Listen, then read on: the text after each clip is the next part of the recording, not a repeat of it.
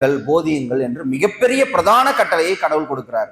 இதுதான் big commandment, மிகப்பெரிய கட்டளை. ஆண்டவராக இயேசு கிறிஸ்து உயிரோடு எழுந்த பிறகு நமக்கு கொடுக்கிற மிகப்பெரிய கட்டளை, கிரேட் கமாண்ட்மெண்ட் என்று சொல்வார்கள்.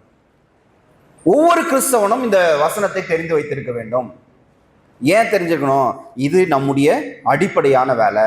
கிறிஸ்தவன்னு சொன்னா அவனுடைய அடிப்படையான வேலை என்ன? இந்த வசனத்தை செயல்படுத்துவதுதான்.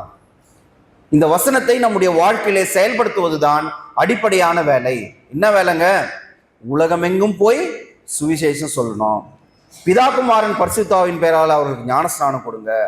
உலகத்தில் இருக்கிற சகல சிருஷ்டிக்கும், எல்லா உயிரினங்களுக்கும், எல்லா மக்களினங்களுக்கும் நற்செய்தியை சொல்ல வேண்டும் என்பது நம் தலைமையில் விழுந்த கடமை.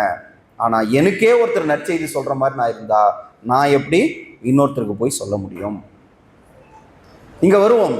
கடவுளுடைய ஆவி எங்கே எப்படி செயல்படுகிறார்? ரொம்ப அழகான ஒரு கதைங்க. ஒரு குரு, ஒரு சீஷன் இருக்கிறான். ஒரு குரு இருக்கிறாரு, ஒரு சீடன் இருக்கிறார்.